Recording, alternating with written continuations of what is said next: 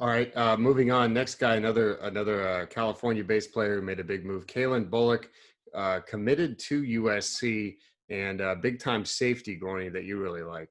Yeah, I loved him. I saw him at two camps. Didn't play a lot of 7-on-7, but I saw him at two camps over the spring, and he reminds me exactly of Marvell Tell. So he's a long, rangy, athletic safety who actually flipped over to wide receiver and played some wide receiver at our camp and looked very good there too, just because he was more athletic than everyone else.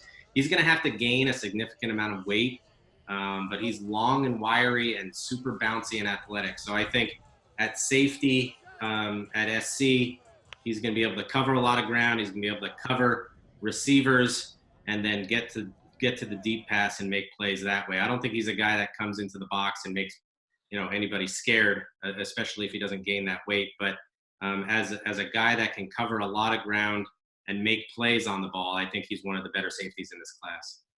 And Mike, those ball skills, we've seen them translate really well. Guys who can play both ways and can show an ability to catch the ball have had a lot of success on defense.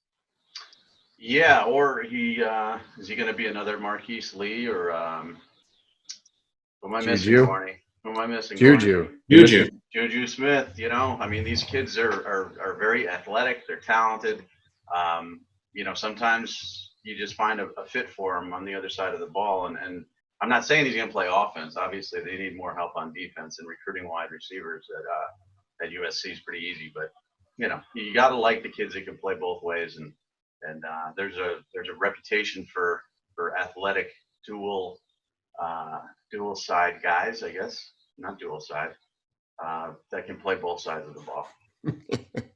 I always thought Adoree Jackson was a better receiver.